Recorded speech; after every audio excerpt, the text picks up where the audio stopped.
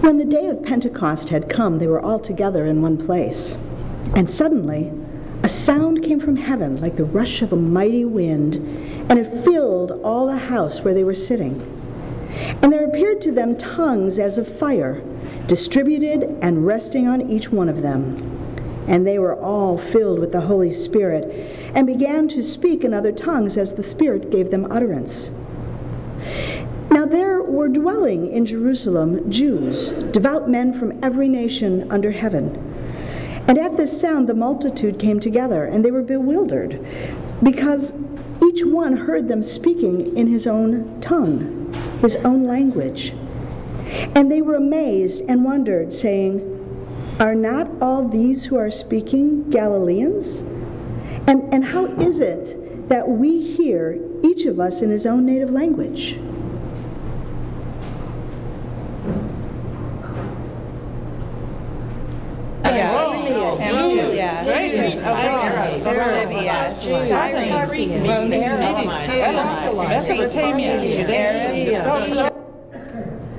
And all were amazed and perplexed, saying to one another, "What does this mean?"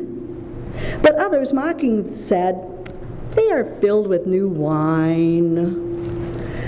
But Peter, standing with the 11, lifted up his voice and addressed them. "Men of Judea and all who dwell in Jerusalem, let this be known to you, and give ear to my words. For these men are not drunk, as you suppose, since it is only the third hour of the day. But this is what was spoken by the prophet Joel. And in the last days it shall be, God declares, that I will pour out my Spirit upon all flesh, and your sons and your daughters shall prophesy, and your young men shall see visions, and your old men shall dream dreams.